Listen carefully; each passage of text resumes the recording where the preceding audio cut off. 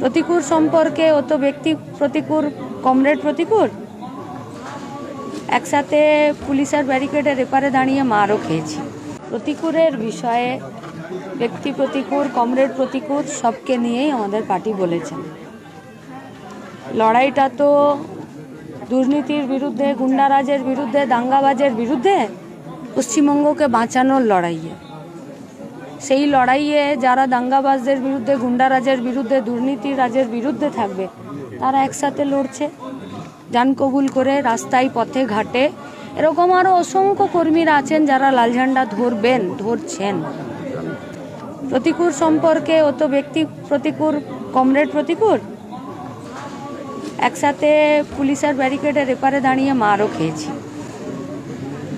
ফলত লড়াইটা যখন রাজনীতির, এবং সেই রাজনীতি থেকে যখন যাদের বিরুদ্ধে রাজনীতি, আমি জানি না সে ঠিক এই মুহূর্তে কি করছে, কিন্তু পশ্চিমবঙ্গের চলমান যে ব্যবস্থা আছে তা বদলের রাজনীতিতে অসংখ্য ছেলেমেয়েরা রাস্তায়, পথে ঘাটে দাঁড়িয়ে জান কবুল করে লড়াই করছে।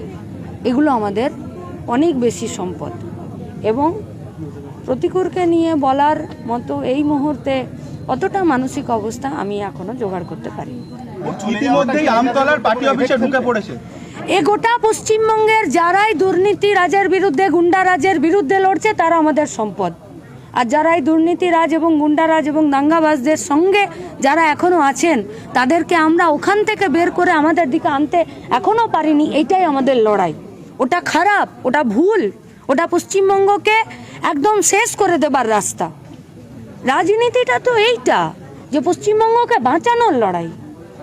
প্রতিকূল বলল পার্টির ভেতর কথা বলার পরিস্থিতি নেই, দমবন্ধ হয়ে যাচ্ছে। আমরা সবাই পার্টির ভেতরেই আছি। সরাসরি রাজ্য সম্পাদককে আক্রমণ করলো, বলল গতকাল রাজ্য সম্পাদক, তিনি রাজ্যের সম্পাদক, নির্বাচিত সম্পাদক প্রতিকূল সম্পর্কে তিনি বলেছেন। দীর্ঘদিন একসাথে রাজ্য কমিটিতে কাজ করা, তারপর আজকে অভিষেক বন্দ্যোপাধ্যায়ের মিটিংয়ে চলে গেলেন। যাওয়ার আগে বলে গেলেন, আমি শেষ চেষ্টা করেছিলাম যাতে পার্টি আমার সাথে কথা বলে, কিন্তু পার্টি কথা বলল না। আমায় কার্যত রাজনৈতিক আত্মহত্যা করতে বাধ্য করলো পার্টি। পার্টির রাজ্য সম্পাদক কমরেড মোহাম্মদ সেলিম আমাদের পার্টির কথা কালকে বলেছেন।